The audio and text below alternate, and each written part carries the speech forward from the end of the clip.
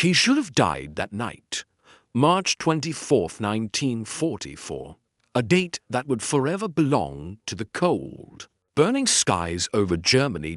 World War II was entering one of its most violent phases. The Royal Air Force was hitting Berlin with everything they had, sending massive formations of Lancaster bombers into the heart of Nazi territory. In one of those aircraft, Lancaster DS-664, young Nicholas Alkemade sat cramped in the tail turret, the loneliest and most vulnerable position on the bomber.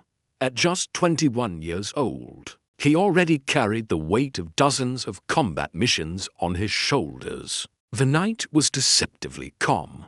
The moonlight shimmered faintly across the wings.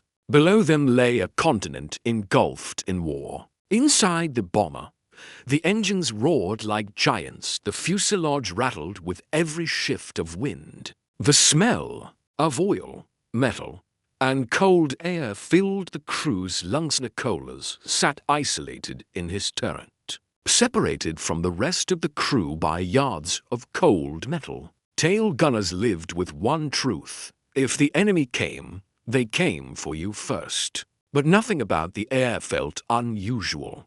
Not yet. Unknown to Nicholas, the German night fighter force, the elite Nachtjag, had already detected the British bombers. Ground radar stations had locked onto the formation, and the Luftwaffe scrambled some of its best pilots into the sky, one of them flying a silent, deadly Junkers Ju-88 climbed steadily toward the bombers. These night fighters were equipped with upward-firing cannons, cold shrig music, infrared detection systems, radar guidance. Experienced aces with dozens of kills. Nicholas watched the darkness behind them, scanning for movement. Nothing yet. Then a flicker, a shadow, a movement that wasn't there a moment ago. The hair on Nicholas's neck rose. He blinked, looked again. The shadow became a shape. The shape became wings. And then the world exploded. The Ju-88 opened fire with brutal precision. Shells tore into the Lancaster's fuselage, sparks erupting like fireworks in the night sky. Tracers streaked past Nicholas like flaming arrows. Metal screamed.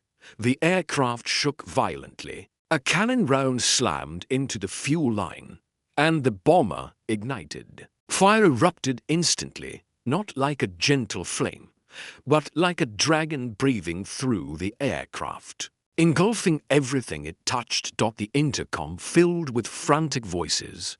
Engine on fire. We're hit. We're going down. Get out. Get out. But there was no getting out for Nicholas yet. His turret jammed from the blast. Smoke filled his tiny glass compartment. The heat became unbearable. The bomber began spiraling downward, losing altitude fast. Nicholas tried to rotate the turret. Nothing. He kicked it, forced the gears, pulled with everything he had. Finally, the mechanism broke free. He pushed open the hatch. Cold air blasted his face. The fire was everywhere now. He reached for his parachute. Every bomber crewman feared one nightmare above all: a parachute that failed. But Nicholas's parachute hadn't failed. It was on fire, completely engulfed in flames. His only hope, burning away in front of him. He froze. There were only two choices: burn alive, or jump from 18,000 feet with no parachute. No training manual covered this situation. No instructor prepared airmen for this decision. Nicholas later said his mind became strangely calm. He was not afraid of dying, only afraid of how he would die. Faced with hell behind him and the freezing darkness below him, he jumped. The moment he left the aircraft, the world vanished into black. The burning Lancaster spiraled away in the distance, a falling meteor trailing fire across the night sky. Then there was silence. Cold, endless cold. Nicholas fell headfirst into the void. Wind screaming past him at terminal velocity, over 120 miles per hour. He tumbled violently at first. Then, slowly, he stabilized. He could see stars above him, clear, sharp, eternal. Below him, only a dark shadow that was the earth rushing to meet him. But something strange happened. He didn't panic. He didn't scream. He described it later as a kind of peacefulness, as if the world had paused for me. He thought about his family.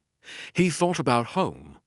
He thought about how fast life ends. Minutes passed. The ground rose to meet him. There was no slowing down, no chance to prepare, no time left to think, only the end. The forest below was thick with winter snow. Tall pine trees stood like silent guards in the moonlight. Nicholas crashed into the canopy. The first branch hit him like a hammer. Then another, and another. The branches did not stop him. They slowed him, brutally, violently, but they slowed him, like a man falling through a giant natural cushion. He plunged deeper and deeper until he landed in a deep snowdrift, disappearing into the soft powder. The world went quiet. Nicholas lay still. He opened his eyes and realized he was breathing. He moved his fingers. He moved his arms. His legs hurt, one badly, but he could move them. His injuries, a sprained knee, minor cuts, a bruised spine, shock, that was all. He had just fallen 3 miles without a parachute and survived. Hours later, German soldiers patrolling the forest found him. He was still in his RAF uniform, lying in the snow. They aimed their rifles at him, but Nicholas did not resist. He couldn't stand. The Germans assumed he had parachuted down. When he told them he had jumped without a parachute, they laughed.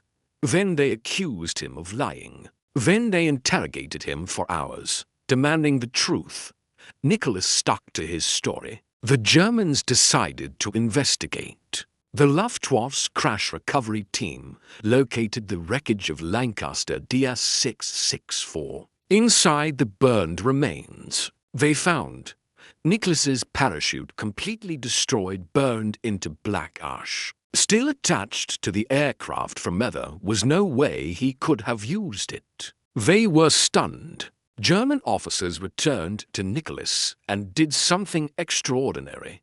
They issued him an official document certifying the truth, a printed statement acknowledging that he had indeed survived a fall from 18,000 feet without a parachute. Even the enemy respected the miracle. Nicholas became a legend in the POW camp.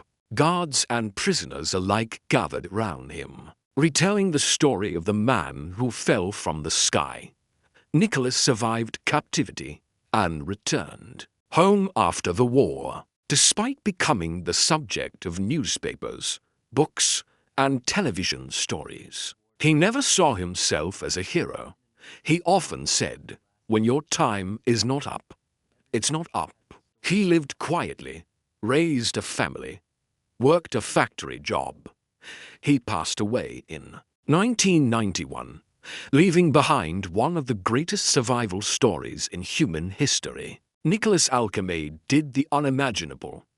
He jumped into death itself and walked away alive. Even in the darkest moments of war, fate sometimes writes miracles.